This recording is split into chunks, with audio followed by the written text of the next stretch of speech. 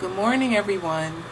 Um, as a follow up to last week, if you remember, I mentioned in a post that I was going to start um, making a post once a week concerning like health and wellness, um, just to kind of encourage people that I know. I know a lot of people at work and church and just in my personal life, family, friends that often come to me just with questions about you know, how to get better, how to do better, how to make certain changes in their lifestyle, change their diets.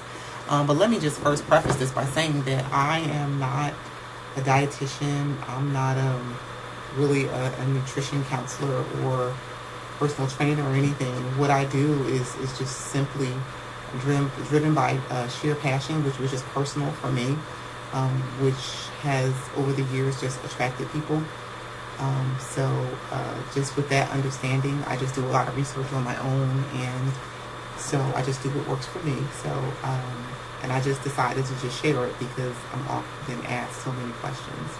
Um, but we'll see what happens and what I decide to do by profession. I work for lawyers. I work for lawyers all my life, and so my work experience is in a corporate setting. So we'll see what happens. But anyway, so this week, following up with last week, the first post I decided to be something very basic. Whenever someone comes to me and they ask me how to get started, or they talk about that, they want to lose weight or they want to make certain changes to their lifestyle, or they just ask my opinion about certain things, one of the first questions that I ask is, when was the last time you had a routine physical? When's the last time you went to the doctor to get a physical, to get yourself checked out? Surprisingly, most people that I've encountered don't go to the doctors on a regular basis. They don't go and get a physical every year, or at least every 2 years, which to me is a little alarming. It's a little scary to me, especially if you have a job with medical insurance.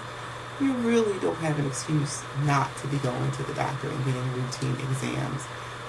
Especially as you get older, but it's not just for older people, it's for everyone, children, teenagers. It's just important to know what your status is. So I always say, go to the doctor, get a physical. And going to the doctor, some people say, oh, well, I went to the doctor last month because, I had a cold. I was just there because, I got checked out for something else. Well, that's not a physical. A physical is a physical where you are going to the doctor for a specific reason. You have your doctor or your medical professional is looking over your medical history. They're looking at any current issues that you may have. They're not just looking at your physical well-being, but they're considering your emotional and your mental. They're considering, like, are you depressed? Have you been depressed? Are you stressed? What's your work balance like? Because what's your work-life balance like? Because these things definitely impact you physically. They can impact you physically. So all these things need to be taken in consideration. So when I tell people to go to get a physical, where you get your vitals, you get your blood, your height, your weight, your blood pressure checked, your history. And in addition to that, I always encourage people to get blood work done, especially if you're considering making changes to your diet, or starting some new lifestyle change. The importance of the blood work is to be able to recognize or find out if you have any deficiencies. It's very important if you're planning on removing things from your diet or adding things to your diet or starting some diet plan. I don't really necessarily believe in diets. I believe it needs to be a lifestyle change, because if you ever go back to what you used to do, you're going to end up back in the same place.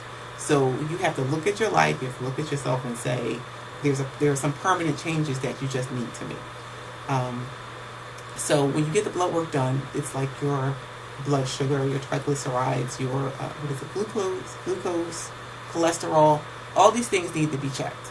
I am vegan. Before I went vegan, almost 12 or 13 years ago, I think that happened maybe 2004, 2005. I read about it. I studied. I went to the doctor. I got blood work done. I talked to my doctor about it. I asked her what she thought. and I wanted to like know what my numbers were, and when I got my blood work done, so I could know, okay, am I deficient in certain areas, especially like protein and things, so I know that where I need to increase things, because sometimes we make changes. I knew someone, they went vegan and they blamed being vegan on, they got sick and they blamed it on being vegan. No, it wasn't because you went vegan. It was because you already had some deficiencies that you weren't aware of, because you didn't go to the doctor and make sure that, find out what your status was health-wise.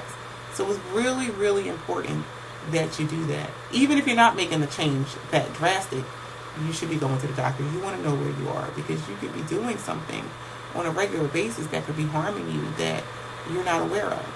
So that is really the first assignment. So if you have medical insurance, routine medical care, preventative care is usually covered on the most basic of health plans. So you shouldn't have to worry about incurring any fees or anything, other than maybe possibly a copay, or you might have to pay something for a portion of your blood work or something like that. If you don't have medical insurance, which really you should have medical insurance, because you're required to have medical insurance now, and I believe if you don't have medical insurance, you're penalized for it. I have some links to some sites that for, I believe, Montgomery County and Philadelphia County on the post that provide free medical screenings. There are places you can go for free dental screenings. Like I know Montgomery County Community College offers free dental screenings. I believe Temple University offers free dental screenings. And to me, that's not a big deal. I don't know if I would want to go and get a root canal, but if you're going to get your preventative care, you shouldn't need a root canal. So, like, these are the things that you should really, really think about. It really concerns me when I hear that people don't go to the doctor. It just sets off something in me. I knew someone once that was not doing well, or was not feeling well, and they just kind of, shook it off like it wasn't a big deal. And eventually, when they did finally go to the doctor, they found out that they had stage 4 cancer. Well, if you know anything about cancer, stage 4, you're at death's door. Like, you are, like, it's just a matter of days or weeks a lot of times. And where it may not have the cancer may not have necessarily been preventable, it may have even been more manageable, if not preventable, if caught sooner. So you have to listen to your body. It's really important you listen to your body.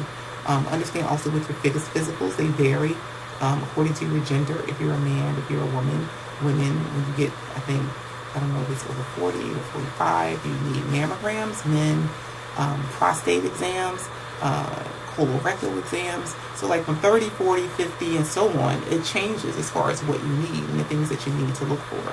So I really want to encourage you to go to the doctor before you do anything, just to get started. And if you haven't, then I encourage you to go. If you've been going, kudos to you.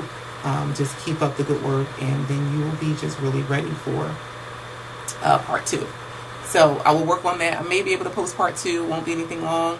But if you do go to the doctors or you make an appointment, and if you go, please keep me posted, because I'm really, it really encourages me when people begin to make changes and I see people begin to do well. So this is our first week and our first post to working on our journey to become a better you. And I will see you possibly later on this week. And have a great day. Bye-bye.